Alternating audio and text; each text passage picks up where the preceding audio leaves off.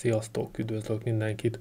A mai napon pár Móriczka viccet próbálok élvezetesen elmesélni. Mindenkinek jó szórakozást kívánok.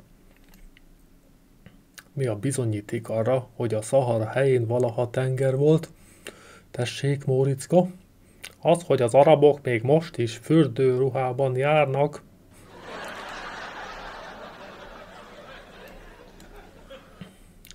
A tanítónéni éppen a 3 kismalac történetét meséli a gyerekeknek. Egyszer volt, hol nem volt, volt egyszer 3 kismalac. A kismalacok házat akartak építeni, de nem volt elég téglájuk, hát ezért elhatározták, hogy kérnek téglát az emberbarátjuktól. Az első kismalac el is ment át az emberhez, és amikor odaért, azt kérdezte: Szia, házat szeretnék építeni, tudnál nekünk téglát adni? A tanárnő itt megáll, és a gyerekeket kérdi. Mit gondoltok? Mit mondott erre az ember? Móriczka jelentkezik. Nézd már, bazd meg, egy beszélő malac!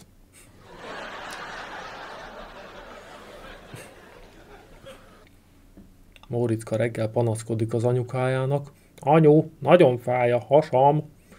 Nincs semmi baj, kisfiam, feleli az anyukája. Csak azért fáj a hasad, mert üres. Móriczka tudomásul veszi és megnyugszik. Este aztán fontos vendégek jönnek, és a minisztériumi államtitkár így szól a háziasszonyhoz. Kedves asszonyom, ugye van valami fájdalomcsillapítója, mivel hogy borzalmasan fáj a fejem? Móriczka felnéz és megszólal. Semmi baj, bácsi, csak azért fáj a feje, mivel hogy üres. A tanárnéni megkérdezi a gyerekeket, hogy ki mit ebédelt. Az egyik gyerek felel, vasírtot, a másik rántott húst. És te, Móriczka? Tanárnéni, hát mi szószt tettünk otthon. Másnap megint megkérdezi a tanárnéni a gyerekeket, hogy ki mit ebédelt. Az egyik gyerek így válaszol, spagettit, a másik sült húst. Hát ti, Móriczka? Hát, tanárnéni, mi szószt tettünk otthon. Harmadik nap megint megkérdezi a tanárnéni, hogy mit ebédeltek a gyerekek, akik ismét változatos ételeket soroltak fel, de Móriczkát ismét megkérdezi. Mondd csak, Móriczka, ti mit ebédeltetek? Hát, szószt. Hát mondd csak, Móriczka, hát ti nem szoktatok más tenni? De holnap már biztosan fogunk. Hogy? Hát, mert apukám azt mondta, ha holnap is szósz lesz, belevágom a faszom.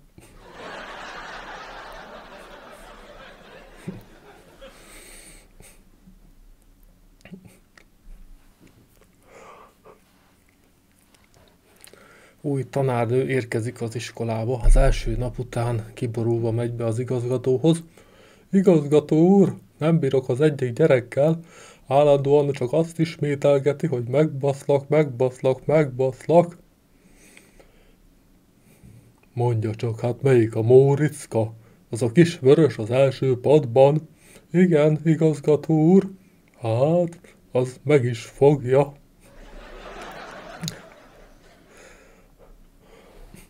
Móriczka hazaér a suliból, és kérdezi az anyja. Mit kaptál a suliban? Hát, egy piros pontot és egy feketét. Tessék, itt van egy 100-as. Találkozik az apjával is. Mondd csak, hát mi volt az iskolában?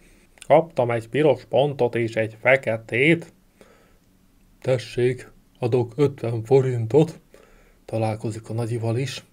Mondd csak, hát kaptál valamit az iskolában? Igen, egy fekete és egy piros pontot. És mondd csak, hát miért kaptál feketét? Hát, csak azért, mert beírtam magamnak egy pirosat.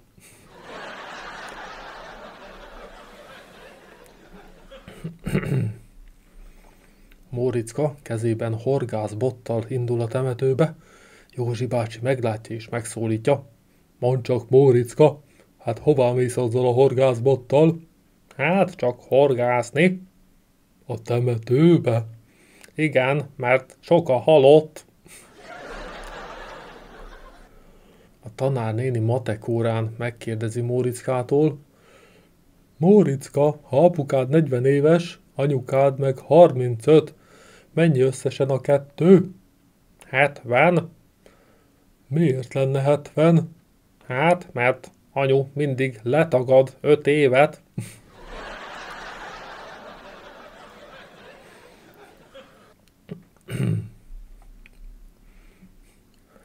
Móriczkát fenyíti a tanárnő. Mondtam, hogy ne hintázz a széken, hát nincs füled. De van, csak azon nem tudok hintázni.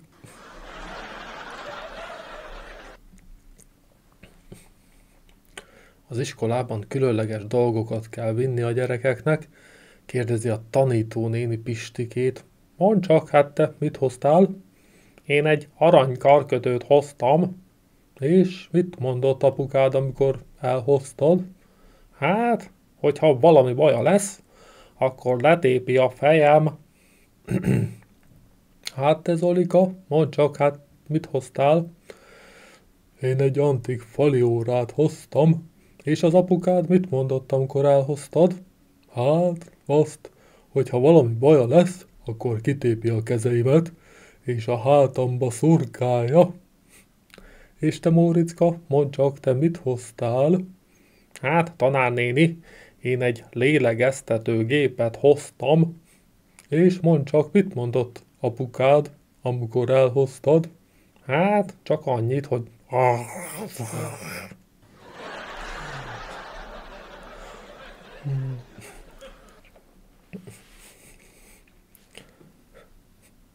Móriczka dobol a padon. Mondd csak, Móriczka, hát miért dobolsz a padon? Hát csak azért, tanárnő, hogy elijesszem az oroszlánokat. De hát itt nincsenek is oroszlánok. Na látja? Hát ugye milyen jó módszer?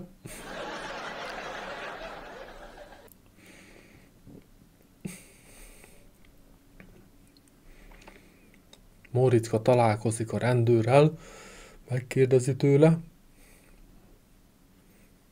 Mondja, rendőr bácsi, mit csinálna, hogyha hosszú sor állna? Hát, megvárnám, amíg sorra kerülök.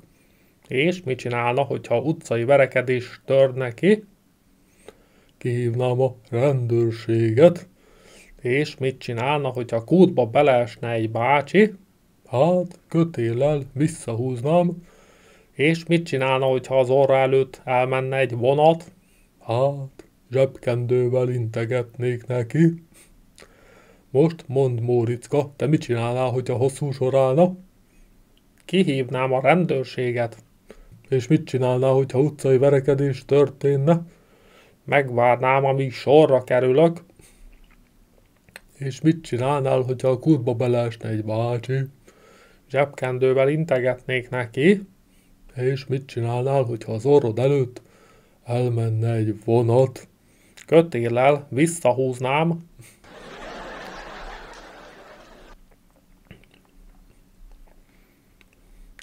Móriczkáik valószínűleg szót tanulják, felszólít egy tanulót a tanárnéni.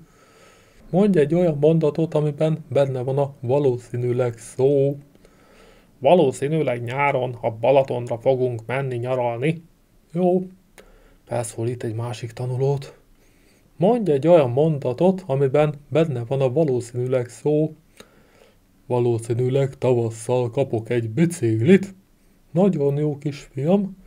A tanárnéni felszólítja Móriczkát. Mondj egy olyan mondatot, amiben benne van a valószínűleg szó. A mamám egy újsággal a kezében ment hátra a kertbe. Hát de Móriczka, hát ebben nincs is benne a valószínűleg szó. Hát de tanárnéni valószínűleg szarni ment, mivel hogy olvasni nem tud.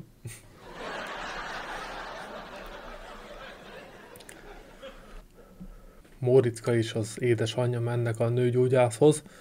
Vizsgálat közben a nőgyógyász kérdezi. Na Móriczka, most mit csinálok? Tapogatja a doki az anyukája melleit. Most megnézi a doktor bácsi, hogy van-e az anyunak emlőrákja. Helyes, és most mit csinálok? Kérdi megint a doki, mikor már csuklóig van Móriczka anyukájában. Most megnézi a doktor bácsi, van-e az anyunak mély nyakrákja. Helyes. Csapja össze a kezét a doktor, letolja a nadrágját és dugni kezdi Móriczka anyukáját. És most mit csinálok? Kérdi a doki, vigyorogva. Móriczka kaján vigyorral. A doktor bácsi most kapja el a trippert, ami miatt jöttünk.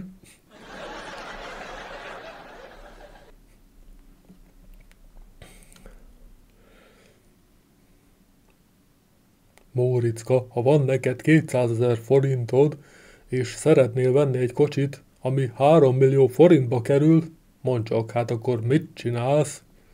Hát, én akkor feleségül veszek egy gazdag nőt.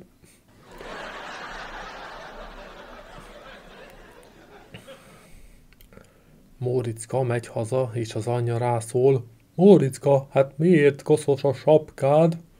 Hát, azért, mert a fiúk fociztak vele. És miért nem vetted vissza tőlük? Nem mozdulhattam a helyemről. Miért nem? Hát mert én voltam a kapus.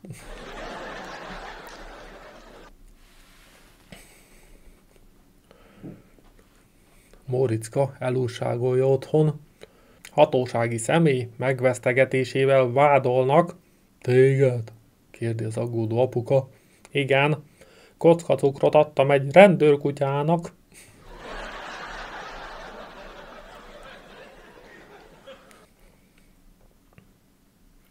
Mondd csak, hát miért sírsz, Móriczka? Hát csak azért, mert az apukám kalapáccsal ráütött az ujjára, de hát ezért neked nem is kellene sírnod. Hát, először én is csak nevettem.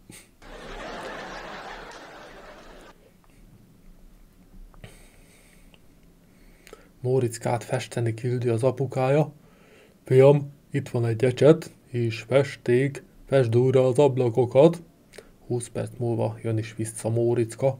Apu, hát a keretet is lefessem.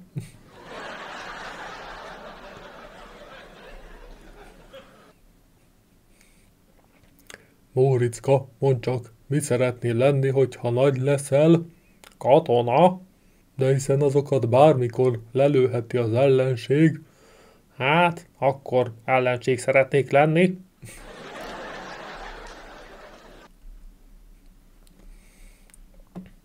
A tanítónéni előadást tart az ember származásáról. Gyerekek, minden ember Ádámtól és Évától származik. Közbevág Móriczka. De tanítónéni, nekem a papám azt mondta, hogy az ember a majomtól származik. De Móriczka, én most nem rólatok beszéltem.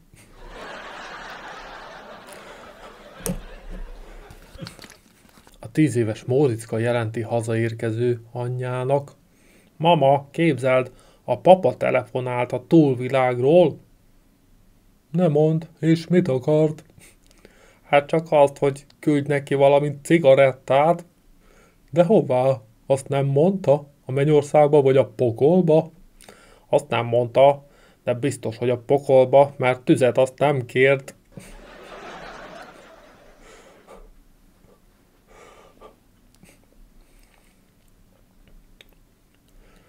A tanárnő kérdezi a diákokat. Csabi, te miért szereted Szandit? Mert olyan szép. Pistike, mondd csak, hát te miért szereted Szandit? Mert annyira jól énekel. És te, Móriczka, miért szereted Szandit? Hát, csak azért, mert nyáron nem izzadt benne a lábam.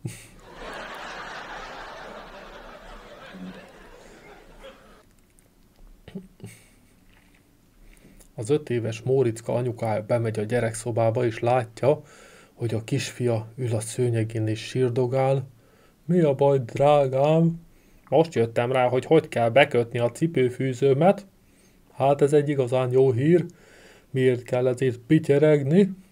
Mert ezután egész életemben nekem kell majd bekötnöm.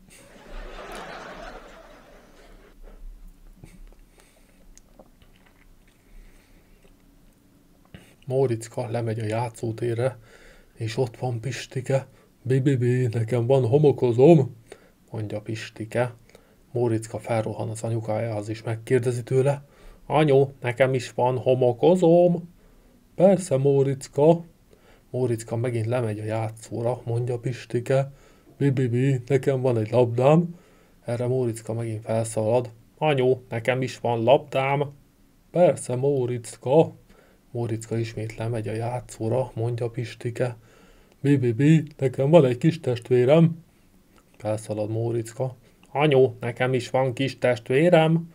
Persze, Móriczka, csak még a hasamban. Leszalad Móriczka, és mondja. Bibibi, nekem is van kis testvérem, csak az anyu lenyelte.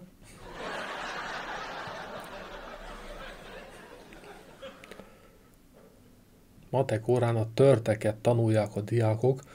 A tanárnő egy adott pillanatban megkérdezi Móriczkát. Móriczka, mit csinál nagymamát, hogyha 4 almát 7 felé kell osztania? Hát, tanárnő, akkor befőttet.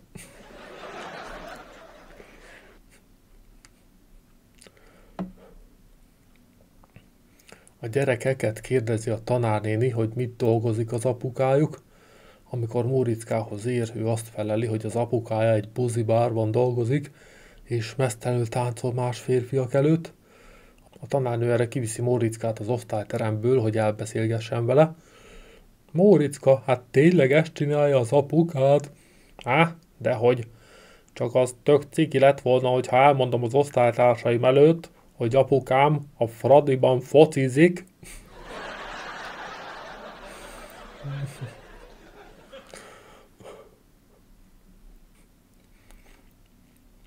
A matek tanárnő megkérdezi a gyerekeket, mi lesz akkor, ha van 3 almád, és a testvéred megeszik belőle 2?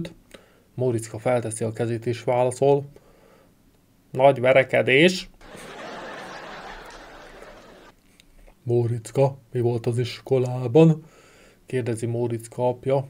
Hallottam egy tök jó rendőr viccet. De fiam, hát én is rendőr vagyok. Hát, akkor lassabban mondom, hogy te is megértsd.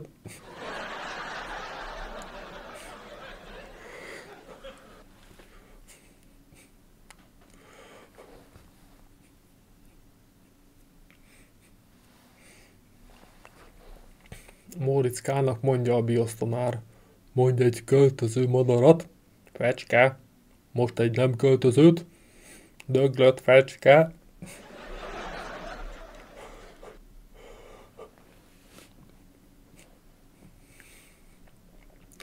Móriczka, mondj egy példát a hőtágulásra. Nyáron hosszabbak a nappalok.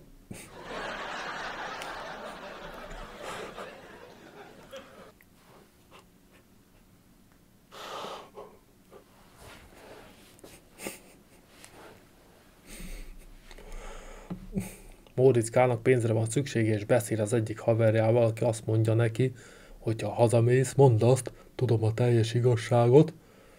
Jó, hazamegy Móriczka, mondja az anyjának. Tudom a teljes igazságot. Az anyja ad neki egy 1000-est, és mondja neki, hogy hallgasson. Ugyanezt megteszi az apjával is. Ő is ad neki egy 1000-est, és azt mondja, hogy hallgasson. Másnap mondja a postásnak. Tudom a teljes igazságot. Erre a postás mondja. Gyere keblemre, fiam!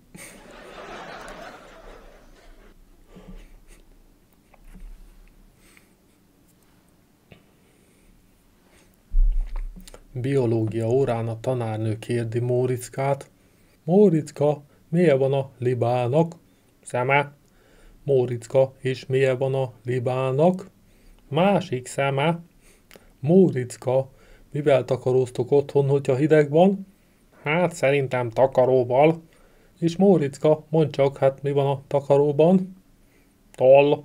Tehát akkor Móriczka, milyen van a libának? Szeme.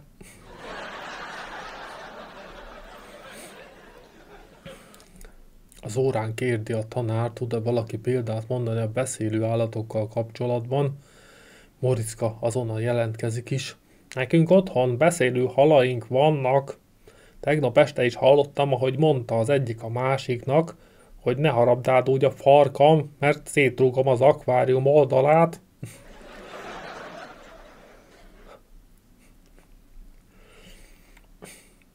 Móriczkáik magyar órán hűlnek, ezért a tanárnő feltesz nekik egy kérdést. Pistike, mondj egy mondatot hajóval és békával. A béka felugrott a hajóra. Most te, Jocó. A béka leugrott a hajóról. Rendben, rendben, és most te jössz, Móriczka. Bekapod a faszom, ha jó, ha nem jó.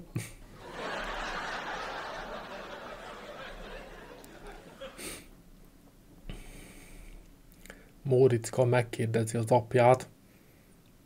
Apu, fürödhetek veled? Igen, csak ne nézz be a víz alá. Móriczka benéz. Apu, mi van ott a lábad között? Az egy autó. Másnap Móriczka megkérdezi az anyját. Anyu, fürödhetek veled? Igen, csak ne nézz be a víz alá. Móriczka benéz. Anya, hát mondd csak, mi van ott a lábad között? Hát, az ott a garázs. Este Móriczka megkérdezi a szüleit. Aludhatok veletek? Igen, csak ne nézz be a padlón alá. Móriczka csak benéz, majd megszólal. Éppen a kis autó be akart hajtani a garázsba, de én megelőztem a kis polszkimmal.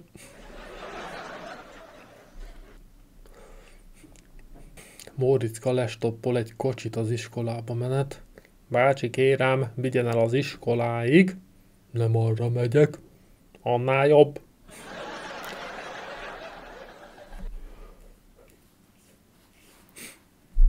Az utcán két ember verekszik, és egy kicsit arrébb Móriczka rettenetesen bőg. Egy arra járó nő megkérdezi Móriczkát. Mondd csak, hát miért sírsz, kisfiú? Mert verik az apámat. Hát melyikük az apád? Épp azon verekszenek.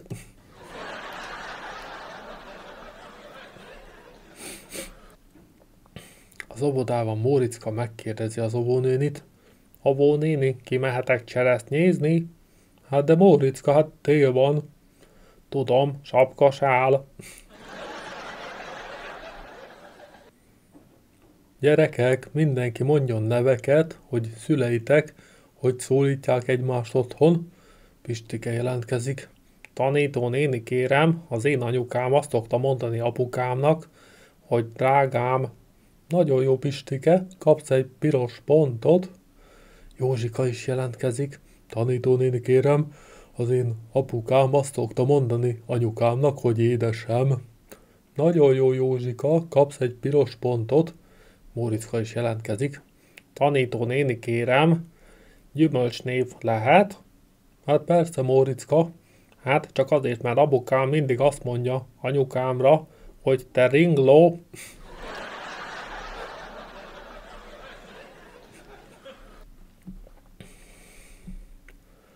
Móriczka lefekvés után egy óvatlan pillanatban átlopakodik az anyja hálószobája ajtajába. Hát, ha bekönyörögheti magát éjszakára, látja, hogy az anyja a hálóinge alatt a kebleit és a lába közé simogatja és kélyes hangot suttogja. Férfit akarok, férfit akarok. Néhány nap múlva a szokásos éjjeli gyerekszobai rutin bepillantás során az anyuka azt látja, hogy csemetéje alvás helyett a gatyájában kotorászva ismételgeti. Biciklit akarok, biciklit akarok, biciklit akarok.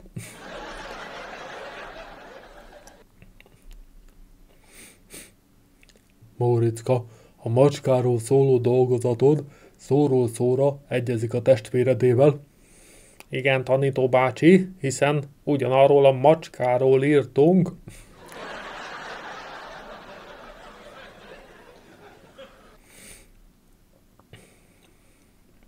Móriczka megy haza és meséli, hogy ma a tanítónéni olyat kérdezett, amire egyedül csak ő tudta a helyes választ az egész osztályban. Nagyon ügyes vagy, mondja az anyja. Hát igen, nem hiába az én fiam, mondja büszkén az apja. Na, és mondd csak, kisfiam, mit is kérdezett a tanítónéni? Hát, csak azt, hogy kidobálta meg őt papírgalacsinnal.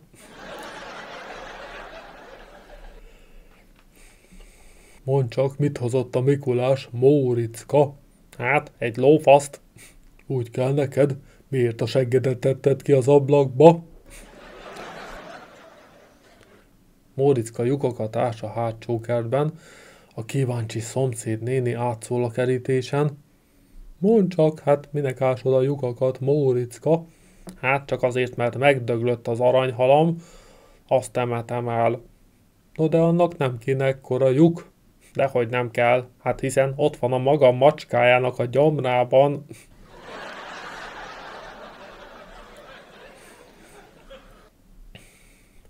Móriczka későn jön haza az iskolából, az apja szigorúan kérdőre vonja, hogy hol csavargott. Hát, egy bácsi elvesztette az utcán egy százast, és ilyen sokáig kereste. És mondd csak, mi közöd neked egy idegen elveszett pénzéhez? Hát, csak azért, mert rajta álltam.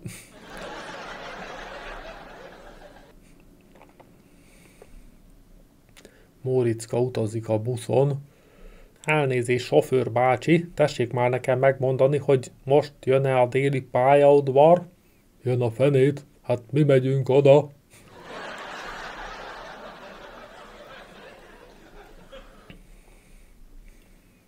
Móriczka, ne menj folyton a diszkóba, mivel hogy elromlik a hallásod.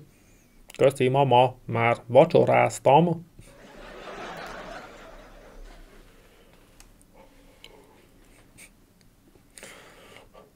Móriczka osztályába kínai gyerek jön, mondja is a tanítónéni, hogy a gyerekek ismerkedjenek meg vele. Kérdezzenek az új fiútól, Móriczka jelentkezik elsőnek. Nem, Móriczka, te nem kérdezhetsz, te mindig ostobaságokat mondasz. A többi gyerek a szokásos dolgokat kérdezi. Milyen ételeket szoktatok enni Kínában? Mit dolgozik az apukád? Hány éves vagy? Stb. Móriczka nagyon jelentkezik.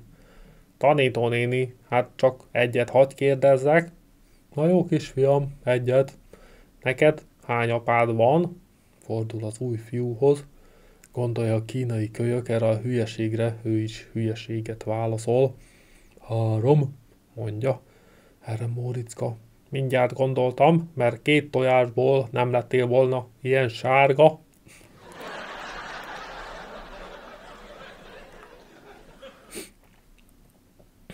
A tanítónéni megkérdezi Móriczkát. Móriczka, mi a hajlékony ellentéte? Hajléktalan.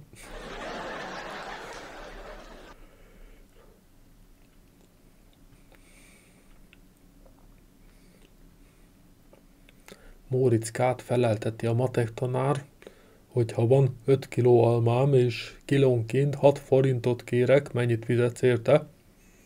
25 forintot? Kisfiam, hát te buta vagy, elégtelen.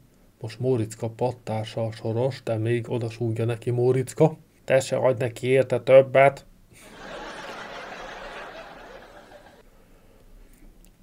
Móriczka szülei, hogy zavartalanul szeretkezhessenek, kitalálják, hogy kiküldik az erkélyre Móriczkát, és kérik, hogy folyamatosan mondja, hogy mit lát. Móriczka ki is megy és sorolja. A szomszéd kiáll a garázsból.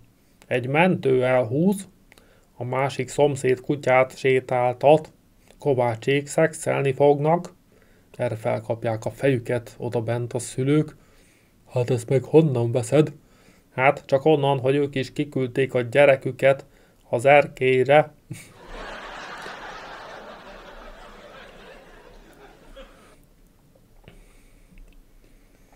A föld gömb alakját akarja érzékeltetni a tanár a diákokkal. Móriczka, ha én itt a tanterem közepén elkezdek ásni, és ások, mondd csak, hová jutok. Hát, szerintem a diriházba.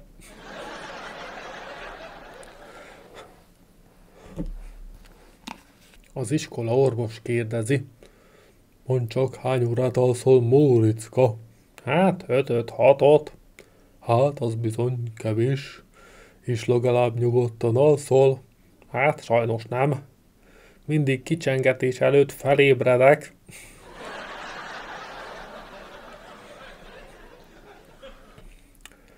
Pistike beszélget Móriczkával, egyszer csak Móriczka kérdezi Pistikétől.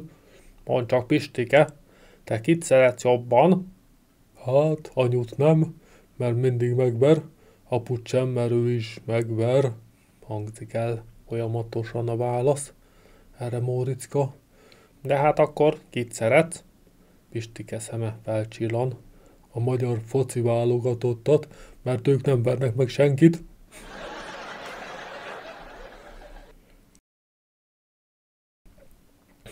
Az 5 éves Móriczkát tanítják a köszöntőre nagypapa születésnapjára, amely így szól: rövid a verseny, mint a nyuszi farka, éljen soká a nagypapa. A nagy napon Móriczka egy kicsit összekeverte. Rövid a verseny, mint nagypapa farka, éljen soká nyúl.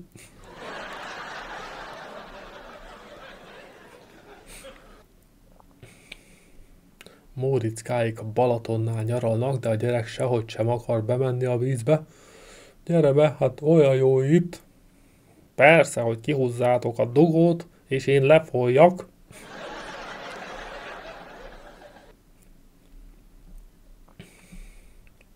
Mondd csak, Móriczka, tetszik az új szobalány? Ki nem állhatom, legszívesebben belemarkolnék a hajába, és a nyakába harapnék, ahogyan apukám szokta.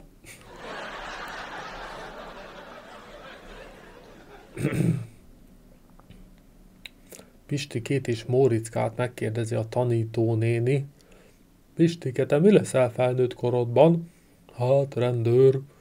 Az szép szakma, és te, Móriczka? Én bűnöző. Miért bűnöző? Hát csak azért, hogy együtt játszhassak a Pistikével.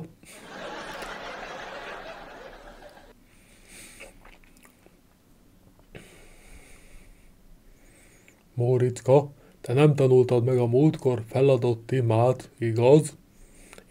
Igaz, plébános bácsi, de honnan tetszik tudni? Hát, látom a szemedről. Nos, most mit fogsz délután csinálni? Elmegyek a szemészetre.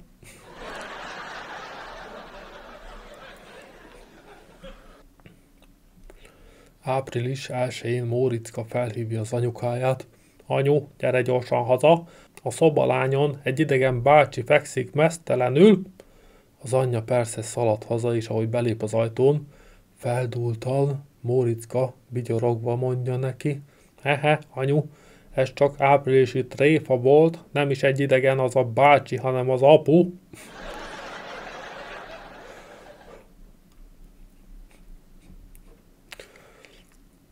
Megkérdezi Móriczka az apukáját. Apa, engem is a gólya hozott? Igen, kisfiam. És, anya, szép volt? Igen, kisfiam. Akkor mondd csak, hát miért a gólyát basztad meg?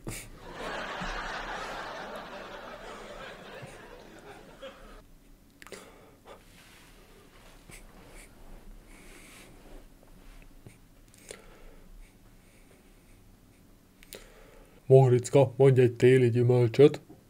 Síparadicsom.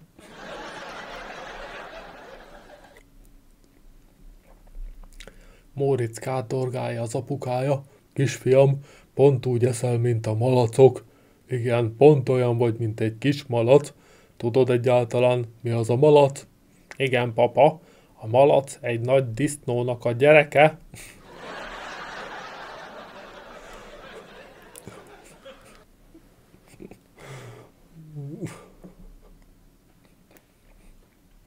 Az iskolában a tanárnő a következő kérdést teszi fel. Mondjatok, gyerekek, 5 olyan állatot, amelyik az északi sarkon él. Móriczka majdnem kiesik a padból, úgy jelentkezik. Na, Móriczka? Hát egy fóka és 4 jeges medve.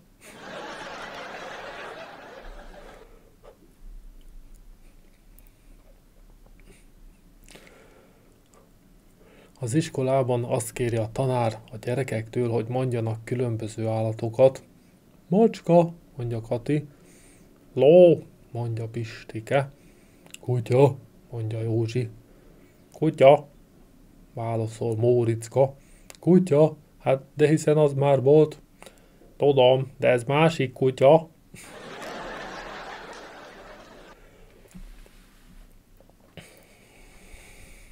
Móriczkáiknál iker testvérek születnek.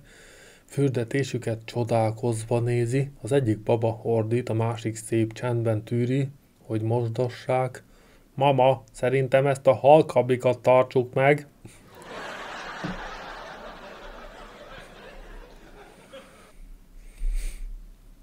Móriczka hazafelé az anyjának könyörög egy pöttyös labdáért, az anyjának nincs kedve megvenni, de azt ígéri a gyereknek, hogyha hazaérnek, azt játszanak, amit akar. Otthon Móriczka azt kéri, hogy játszanak papás-mamást. A mama beleegyezik, mire Móriczka így szól. Öltöz, asszony, megyünk és veszünk a gyereknek egy pöttyös labdát.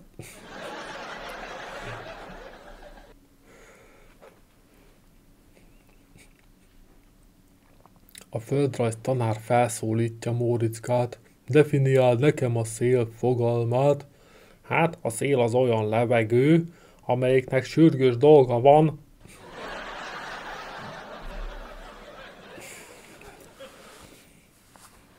Az iskolában a tanárnő a híres emberekről tart előadást.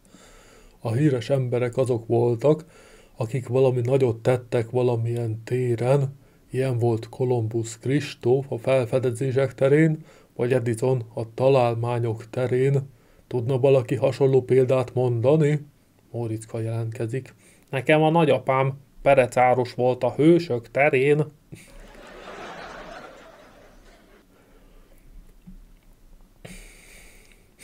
Móriczkával beszélgett az anyukája.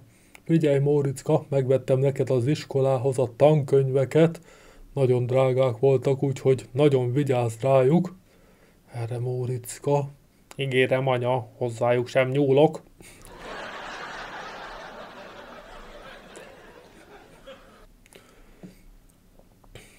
Mondd csak, mit csinálsz a hátsó padban, Móriczka?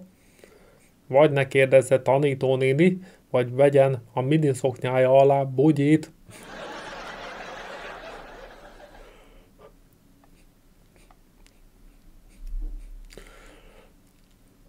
Miért sírsz, kisfiam? Kérdi a szomszéd néni Móriczkát. Hát, mert az apu verést ígért az ikertestvéremnek. Ilyen jószívű kis testvér vagy? Ennyire sajnálod? Dehogy, csak apa sosem tud minket megkülönböztetni.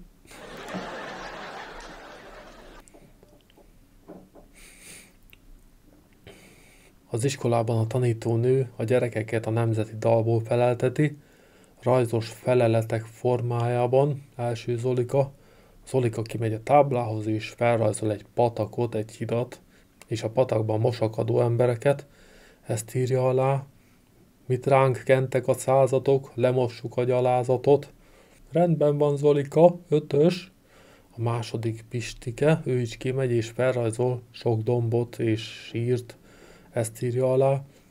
Hol sírjaink domborulnak, unokáink leborulnak. Rendben, 5-ös. Kimegy Móriczka is és felrajzolja Rákosi elvtárs képét. A tanárnő döbbent hangon megszólal. Na de Móriczka, mit keres Rákosi elvtárs a táblán? Ő a sehonnani bitang ember.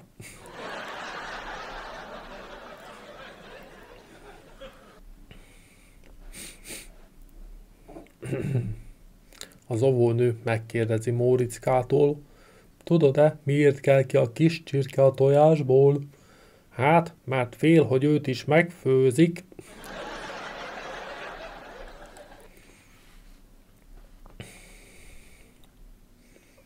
Rajzóra van az iskolában, kérdi a tanár. Móriczka, te mit rajzoltál? Hát, én egy tehenet, ami a mezőn legel. Na de Móriczka, hát teljesen üres a papírod. Hol van itt a tehén? Hát, az előbb mondtam, elment a mezőre legelni.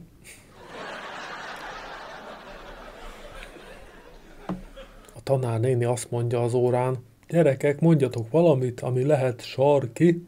Felszólítja Pistikét. Hát lehet a pingvin, mert az a déli sarkon él. Jól van, Pistike, jót mondtál. Móriczka majd kiesik a padból, közben halkan mondogatja. Közért, közért, közért! A tanárnéni Gáborkát szólítja fel. Hát például a fény, amit az északi sarkon néha láthatunk, az a sarki fény. Jól van, Gáborka, jót mondtál? Móriczka továbbra is jelentkezik, és közben azt mondogatja. Közért, közért, közért.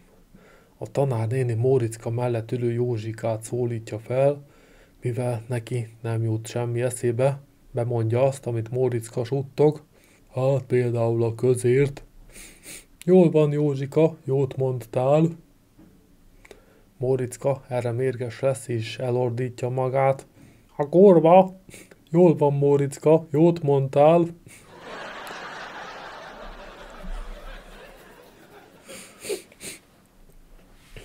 Mondd csak, Móriczka, mi lesz belőled, hogy ennyit hazudozol? Hát, politikus.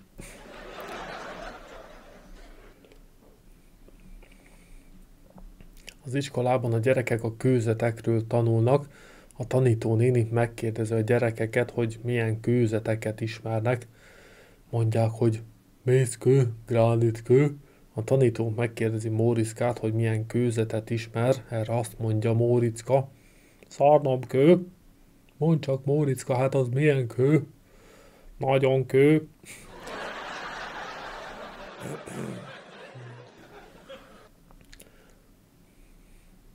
Hölgyem, megkérni a kisfiát, hogy ne utánozzad már engem? Móriczka, hát hányszor mondtam már, hogy ne viselkedj úgy, mint egy hülye?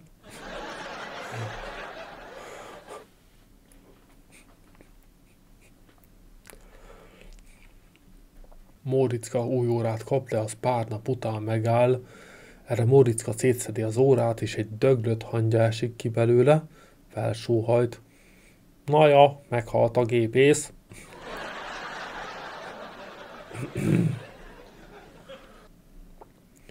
Móriczka forró vizet akar adni a baromfinak itatásnál. Mondd csak, hát miért forró vizet viszel neki? Kérdi tőle az édesanyja riadtan. Hát, hogy főtt tojást toljanak.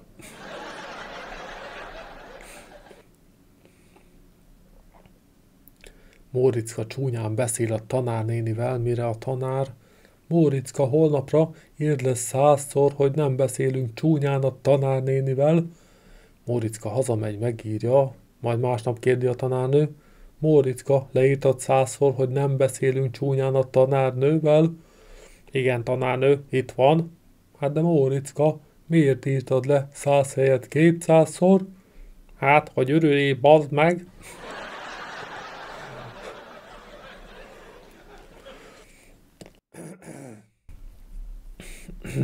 Móriczka cigizik az ovi WC-jében, meglátja az óvónéni. Hát Móriczka, mit csinálsz itt? Cigizek. És miért? Mert én már basztam is. Tényleg? És mikor? Nem tudom, részeg voltam.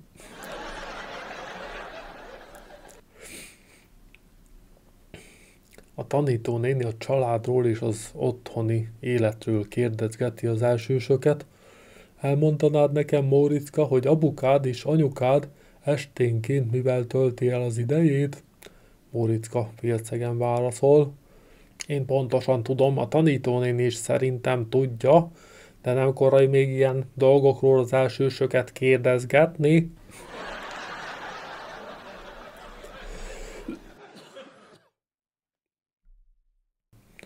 Móriczkáikhoz tanfelügyelők érkeznek orosz órára, és beülnek a leghátsó padba. Móriczka mögé zajlik az óra, a tanárnéni felír egy mondatot oroszul a táblára. Na gyerekek, ki tudja lefordítani? Néma csend, az osztály meg van illetődve, egyedül Móriczka jelentkezik. A tanárnéni gondolkodik, Móriczka világéletében csonthülye volt az oroszhoz, de talán most megmenti az órát, ezért felszólítja. Na, mit jelent ez a mondat, Móriczka? Hát, csak azt, hogy figyeld, milyen jó segge van a tanárnőnek. A tanárnő elvörösödik, dühösen rákiált. Nem elég, hogy buta vagy, még szemtelen is. Azonnal ülj le. Móriczka leül, de közben hátra szól a tanfelügyelőknek. Minek súgnak nekem, hogyha maguk sem tudnak oroszul?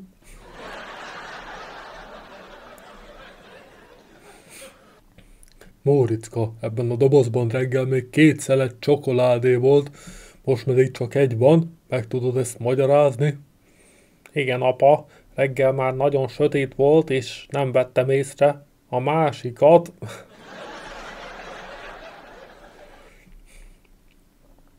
Mondd csak, miért nem figyelsz, Móriczka? Figyelem én, plébános atya. Akkor ismételd el, hogy mit mondtam az előbb. Miért nem figyelsz, Móriczka?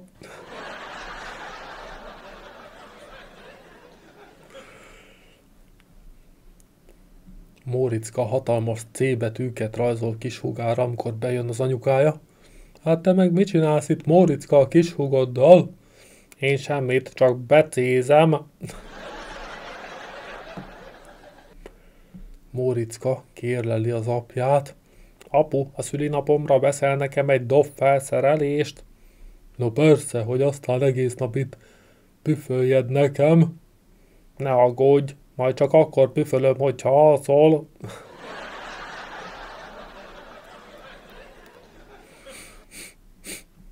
Móriczkát megkérdezi a matek tanár, hogyan osztanál el 15 barackot 7 gyerek közt. Hát, legfárt főznénk belőle.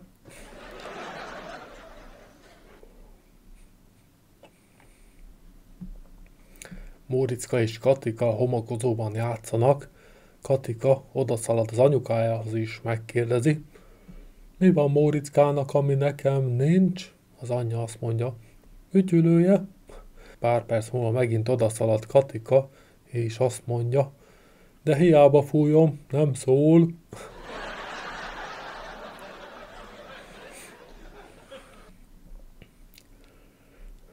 Móriczka fut az anyjához. Anyu, az apu megint részeg. Honnan veszed ezt, kisfiam? Azt mondta, szeret minket.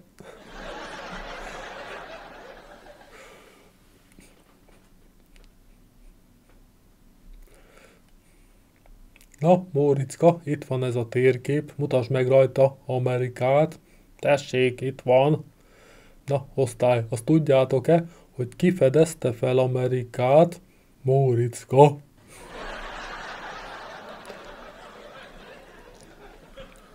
Az iskolában a tanárnéni megkérdezi a gyerekektől, hogy ki babonás. Gyerekek, ki fél a fekete macskától? Móriczka felugrik a padból.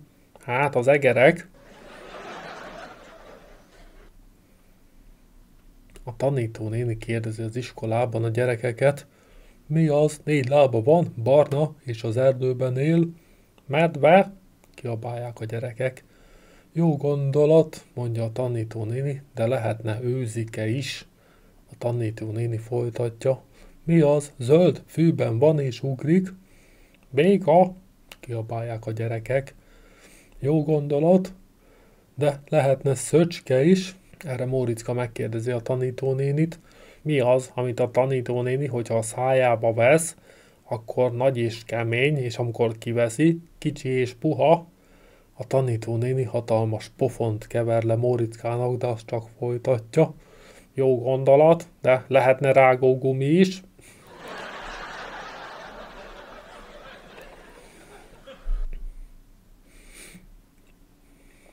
Mama, mama, kussoljál, ha még egyszer megmukkansz, és mamázol, rongyál verem a fenekedet, te kis mi haszna, éhen kórász. Fenyegeti meg az anyja Móriczkát, aki sehogyan sem akar elaludni. Kis idő múlva. Kovács Jánosné, szomjas vagyok.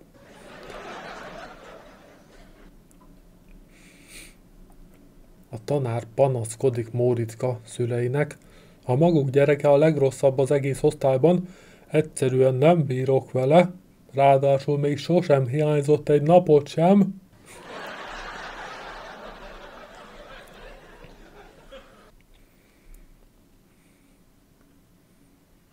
Ugyebár a képen is láthatjátok a New York-i szabadságszobor, egyik kezében könyvet tart, a másikban fáklyát.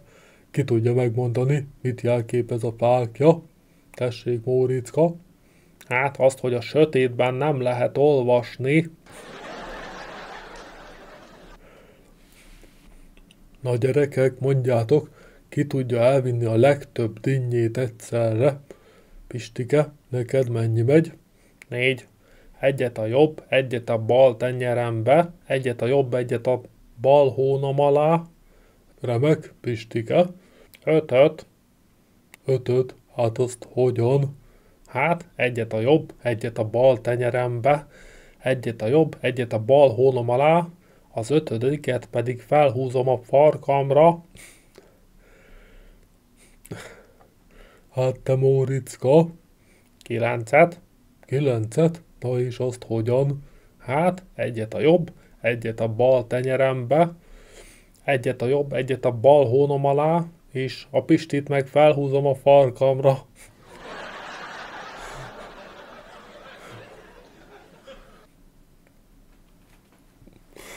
Móriczka, te nem szoktál fogat mosni?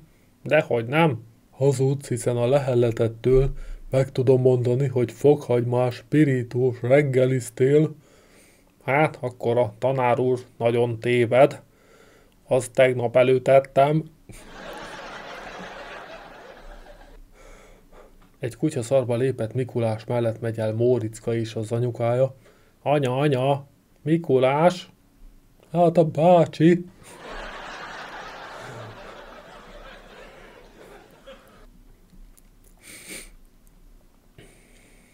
Móriczka megy haza az iskolából is lát egy nyanyát a fán, megkérdezi tőle. Mi van, nyanya? Red Bull? Nem, kisfiam, mit bull? Egy matematika tanár meg akarja tréfálni az osztályát, így feltesz egy kérdést. Na gyerekek, ha ez a terem 6 méter hosszú és 4 méter széles, a fal színe fehér, csíkos nadrág van rajtam, és most fél 12 van, akkor hány éves vagyok én? A gyerekek döbbenten csendben ülnek, majd egy kis idő múlva Móriczka jelentkezik. Hát, a tanár úr 40 éves. A tanár meglepődik. Tényleg annyi vagyok? Hát ezt meg hogy találtad ki, Móriczka? Hát, van egy 20 éves bátyám, és ő csak fél hülye.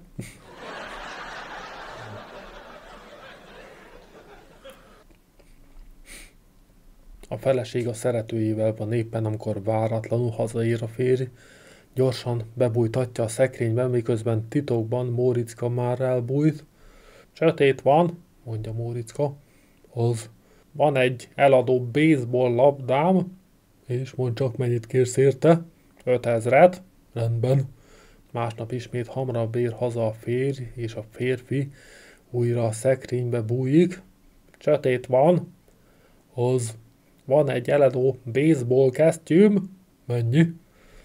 15 000. Rendben. Pár nap múlva azt mondja Móriczkának az apja. Gyere, fiam, megyünk egy kicsit baseballozni. Nem lehet, mert eladtam a kesztyűt és a labdát. Hogy lehettél ilyen felelőtlen? Tudod, mennyibe került az nekem? Holnap elmegyünk a templomba és meggyónod, amit tettél. Másnap Móriczka leül a gyóntatószékbe. Sötét van. Na ne kezd már megint.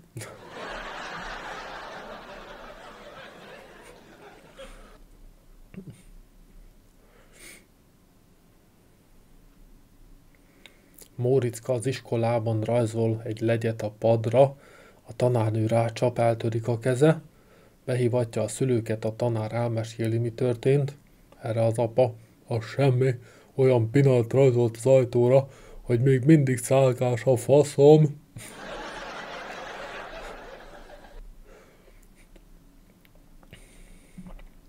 Móriczkától megkérdezi a tanárnéni, miért van az a monokli a szemed alatt? Hát, anyukám tegnap este azt mondta apukámnak, hogy mindjárt elmegyek. Apa erre azt válaszolta, hogy én is. Én meg bementem elköszönni.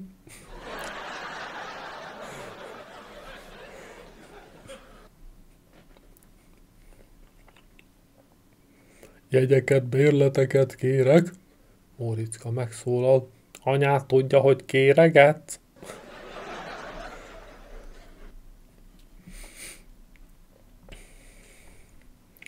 Mondd csak, Móriczka, hány órát alszol egy éjszaka? Kérdezi az iskolaorvos. Hát, 2-3 órát. Jaj, de hát az nagyon kevés. Hát igen, mind az 5 órán nem merek aludni.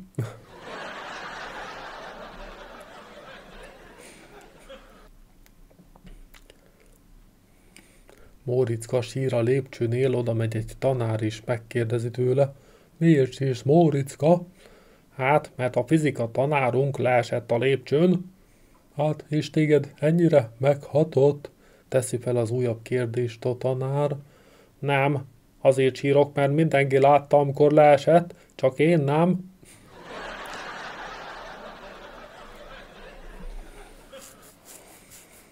A tanárnéni bejelenti, hogy holnap tanfelügyelő bácsi fog jönni, és kérdezgetni fogja a gyerekeket.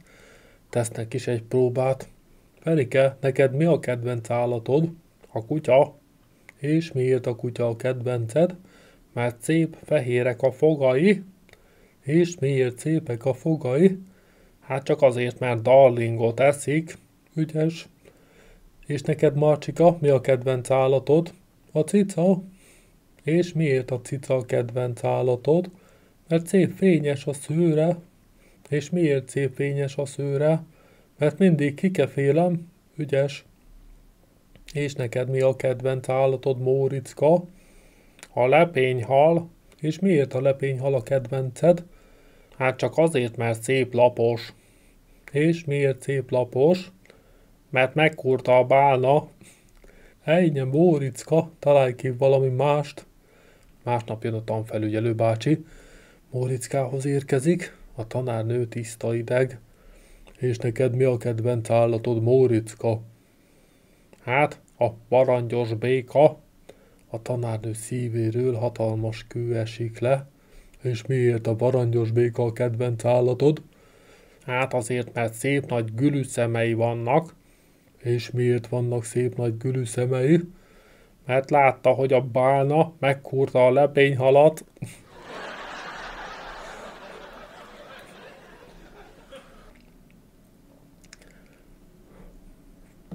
Új, szexis tanárnő érkezik a másodikosokhoz. Nyelvtanórán megkérdezi a gyerekeket, ki tud mondani egy óhajtó mondatot. Móriczka jelentkezik és felszólítják. Én úgy franciáznék a tanárnővel, meg kefélnék is vele. A tanárnő elvörösödik és azt kiáltja. Kifelé? Móriczka szomorúan távozik, mire a tanárnő. Nem te, a többiek mind.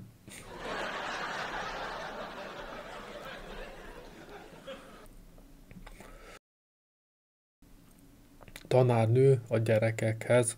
Móriczka, van házid? Van, töltsek?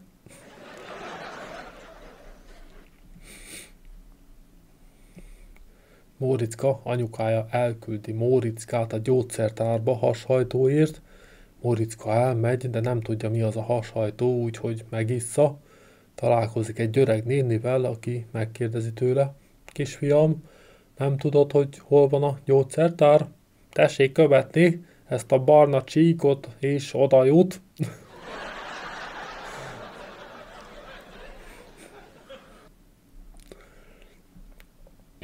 Móriczka és apukája mennek sétálni. Móriczka meglát valamit a földön, kérdezi az apukáját. Apa, mi van ott a földön? Döglött béka. Mennek tovább, Móriczka megint kérdezi az apukáját. Apu, mind csúszkálnak a gyerekek ott a dombon? Faszánon. Mennek tovább, megszólal Móriczka apukája. Nézd, Móriczka, ott egy lovagló huszár.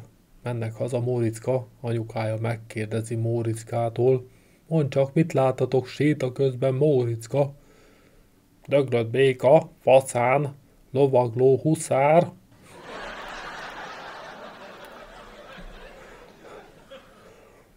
Húsz hülye van az osztályban? Szidja a gyerekeket a tanár. 21, szól szemtelenül Móriczka a tanára célozva. Tűnés kifelé a teremből. Móriczka kimegy, de az ajtónál még visszaszól. Így persze a tanárnőnek lesz igaza.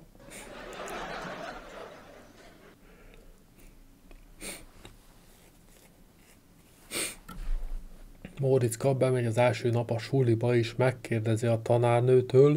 Tanárnő, hazamehetek? Miért, Móriczka? Hát csak azért, mert nemi problémáim vannak. Jó, menjél. Másnap. Tanárnő, hazamehetek? Miért? Hát csak azért, mert nemi problémáim vannak. Jó, menjél. Harmadnap. Tanárnő, hazamehetek? Miért? Mert nemi problémáim vannak. Móriczka, de mi a te nemi problémád? Hát csak annyi, hogy a tököm tele van a sulival.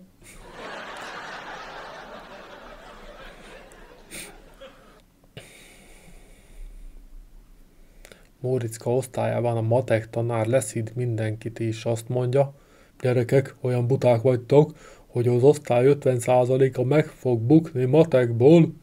Erre felszólal Móriczka. De hiszen nem is vagyunk annyian. Móriczka szülei szeretkezni akarnak, de ott van Móriczka, és nem akarják, hogy lássa. Kiküldi apukája Móriczkát az erkére, hogy mondja, hogy mi történik odakint. Kimegy Móriczka is, elkezdi mondani. A Pista bácsi a papagáját eteti, Marika néni a kukát viszi ki, és Pistike szülei is dugnak, kérdezi apukája Móriczkát. Kisfiam, hát te ezt meg honnan tudod? Hát csak onnan, hogy a Pistike is kint állt az erkélyen.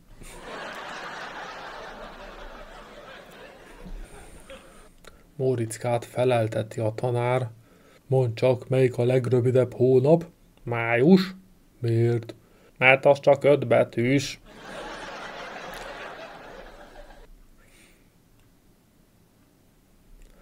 Móriczka lemegy a játszótérre, hall egy csúnya szót. Anya, mit jelent az, hogy buzi? Az a doktor bácsi. Móriczka ismét lemegy, megint hall egy csúnya szót, kérdezi a mamájától. Anya, mit jelent az, hogy fasz? Az a doktor bácsi táskája. Móriczka ismét lemegy, megint hall egy csúnya szót, kérdi a mamájától. Anya, mondd csak, mit jelent az, hogy szex? Az egy betegség. Másnap Móriczka mamája beteg lesz. Móriczka felhívja a doktor bácsit. Na gyere ide, te buzi, hozd a faszod, mert a mamámnak szexelhetnéke van.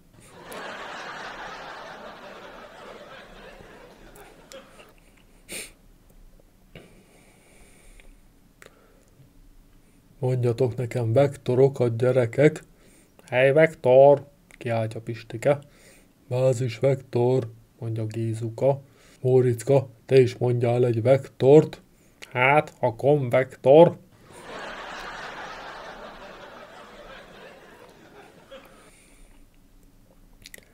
Móriczka üzenő füzetébe beírja a tanítónéni. A gyerek büdös mosdatni. Móriczka apja visszaüzen. Nem tagolgatni kell, tanítani.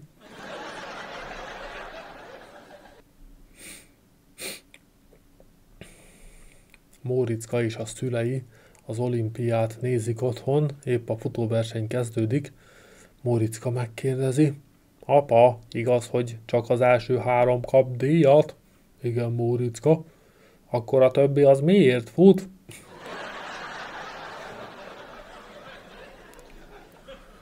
Móriczka, mondj 5 afrikai állatot. 2 tigris és 3 elefánt.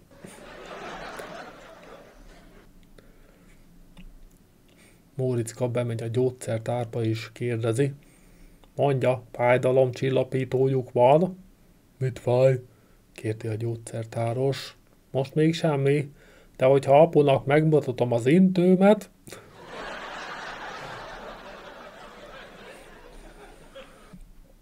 Móriczka kilesi a nővérét, amint az éppen egy fickóval szerelmeskedik az ágyban. A fiatal ember észreveszi, és ad egy 100-ast Móriczkának. Aztán nem láttál semmit, rendben van, öcsi.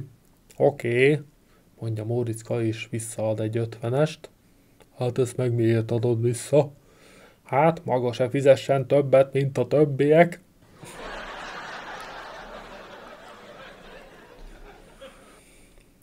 Móriczka, hát nyitva van a szád.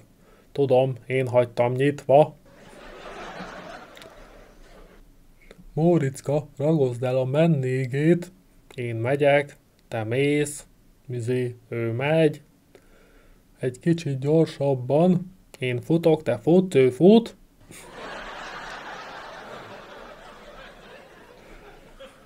Móriczka, mondd csak, miért vagy te feketében? Hát, mert meghalt a nagyapám. De hát nem volt semmi baja, mitől halt meg.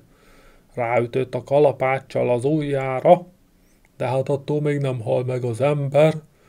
Úgy üvöltött, hogy apámnak agyon kellett lőnie,